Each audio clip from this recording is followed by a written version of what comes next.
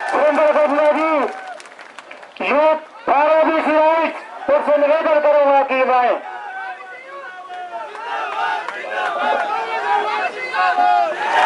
आज युवा साथियों में जोश देखते ही बनता है सब काम है।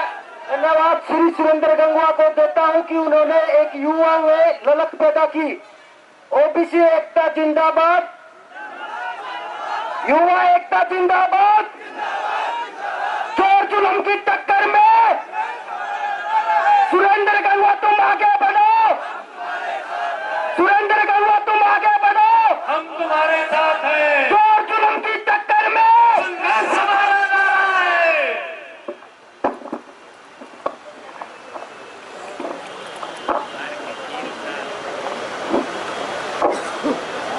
बहुत ही आदर मान व सम्मान के योग्य मेरे ओबीसी परिवार के सभी बड़े बुजुर्गों, आदरणीय सांसद सैनी जी, मंचासीन सभी बड़े बुजुर्गों व मेरे नौजवान दोस्तों, माताओं बहनों, सबसे पहले तो मैं मेरे सभी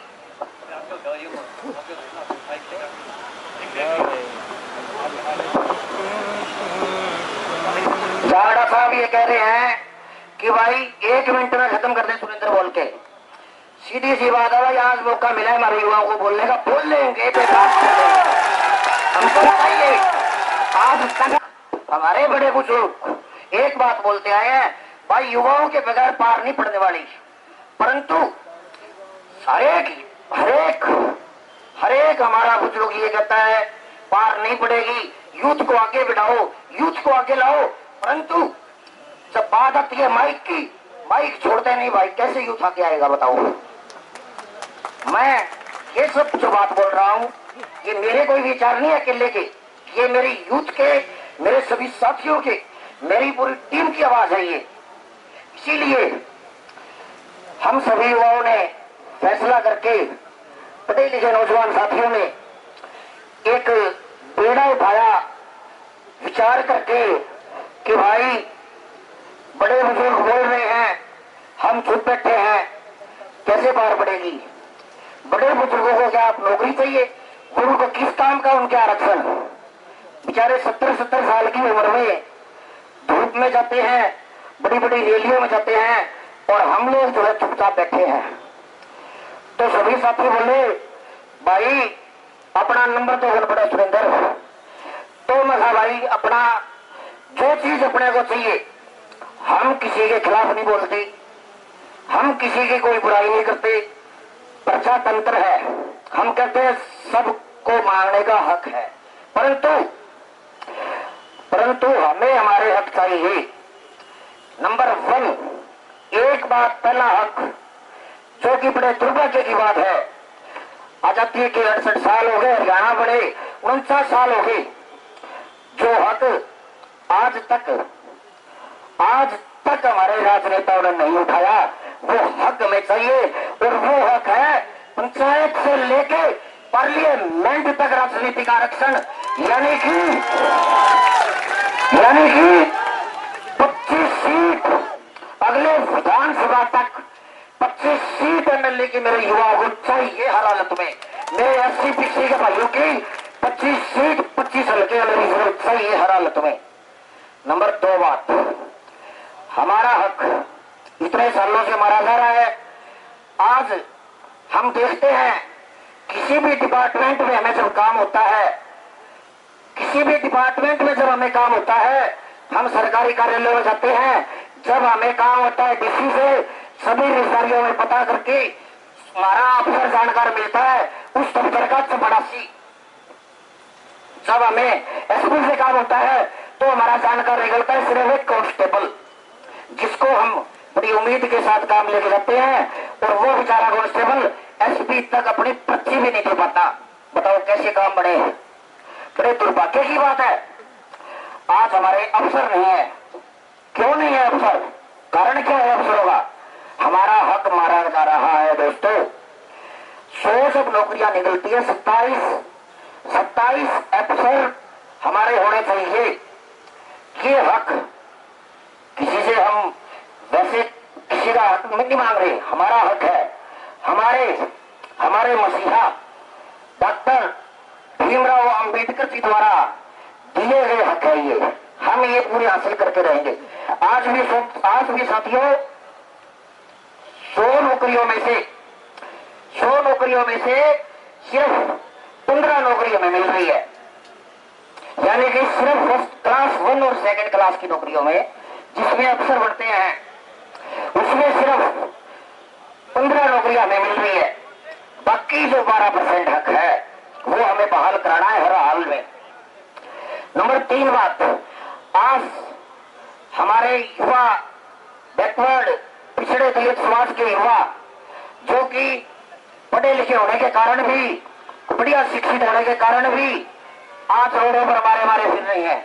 हम मानते हैं सरकारी नौकरियों की कमी है, सरकारी नौकरियों का अभाव है, परंतु साथियों इन पूंजीपति लोगों ने, इन अमीर लोगों ने हमेशा से ही अपने हिसाब से सिस्टम को बनाया है, व्यवस्था और कानून बनाए हैं। वो व्यवस्था ये है दोस्तों, जैसे कि अब जिंदल की फैक्ट्री लगा लो अपने हिसार में, हिसार के उद्योग लगा लो, इतने सारे उद्योग है साथियों। हमारे लड़कों को यहाँ रोजगार क्यों नहीं है? हमें आरक्षण सही है, हमारा 27%, 100 नौकरी अगर फैक्ट्रियों में निकलती है, 27 नौकरी हमारे युवाओं को चाहिए। ये बिल हम पास कराएंगे दोस्तों। एक बात और जो कि बड़ा हमारे इसी एक ही साथियों के लिए तो बड़े मलाल की बात है कि सन 1993 के आसपास हमारा आर्यनगर गांव से एक एचसीएस अफसर डायरेक्ट नॉमिनेट हुए थे क्लास 3 और 4 की नौकरियों में से। बोलने दीजिए प्लीज, आप ऐसे पीछे से मत उंगली लगाओ प्लीज। क्लास 3 और 4 की नौकरियों में अफसरों को प्रमोट किया जाता है। आप सभी को पता है, उसका उदाहरण है रामस्वरूप जी आइताड़, जो कि आप प्लीज बोलने दीजिए। देखो भाई युवा साथियों बताओ, मैं बोल लूं या ना बोल लूं? युवा साथियों बताओ प्लीज, असली बात पर अटैक करने जा रहा हूं, एक असली बात पर। जो हमारे एचसीएस अफसर है आर्यनगर से चुने गए थे, एक वो हमारे जो अफसर चुने गए सन 93 के बाद आज तक कोई भी अफसर नॉमिनेट नहीं हुआ। क्लास 3 और क्लास 4 के लिए सैनी साहब सीमा मंच के माध्यम से रिक्वेस्ट करने आया हूं कि सैनी साहब 15 अक्टूबर तक रिकमेंडेशन की लास्ट डेट है एचसीएस अफसर नॉमिनेट करने की।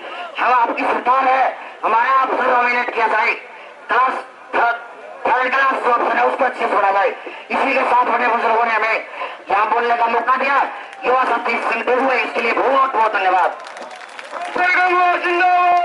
के राष्ट्रीय अध्यक्ष वेद प्रकाश भारती जी, वो वेद प्रकाश भारती जी आपके सामने हैं, जिन्होंने अपनी पिटीशन लगा करके हाई कोर्ट के अंदर आपको आरक्षण स्टे कराने में जिनका योगदान रहा। और वेद प्रकाश भारती जी वो शख्स हैं जिन्होंने अपना जीवन अविवाहित रहते हुए काशीराम जी के साथ पूरा जीवन लगाया और आज भी ये आरबीसी और आपके बीच में पूरा योगदान कर रहे हैं। मैं वेद प्रकाश भारती जी से अनुरोध करता हूं कि वह आए और समय का ध्यान रखते हुए अपना वक्तव्य दें। वेद प्रकाश भारती जी।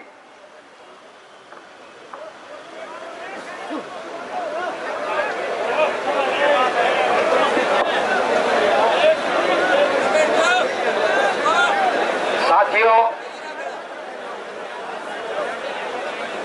मैं कुछ मूलभूत प्रश्न, क्योंकि राजकुमार सैनी जी भारत की पार्लियामेंट के मेंबर हैं, इसलिए वो इस देश की सबसे बड़ी पंचायत है, उनसे केवल एक आग्रह करता हूं कि उनके लिए वो मंच सबसे बड़ा मंच है।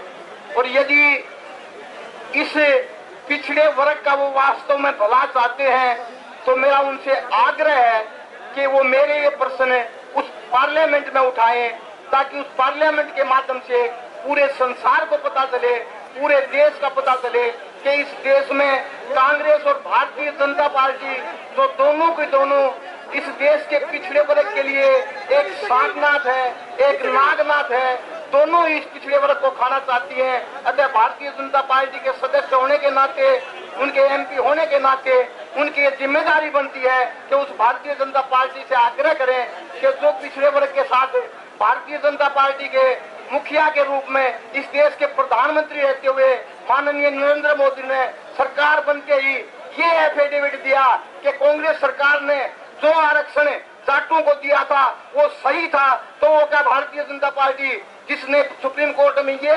एफिडेविट दिया कि भारतीय जनता पार्टी कांग्रेस के उस फैसले का समर्थन करती है जिसके तहत जाटों को प्रदेश, हरियाणा प्रदेश में और देश के लेवल पर आरक्षण दिया गया, तो भारतीय जनता पार्टी क्या इस समाज के लिए हितैषी हो सकती है या इस समाज की दुश्मन है? आप हाथ उठा के मुझे इस बात का जवाब दीजिए कि वो प्रधानमंत्री नरेंद्र मोदी जो इस देश के सर्वोच्च न्यायालय में एफिडेविट देते हैं कि भी जो कांग्रेस ने जाटों को आरक्षण दिया था वो आरक्षण सही था, वो इस समाज का हितैषी हो। साथियों, जिस सीख रचना को आप सुनना चाहते हैं वो आपके समूह के तुषार के शासक भाई राष्ट्रवादी सैनिक जी।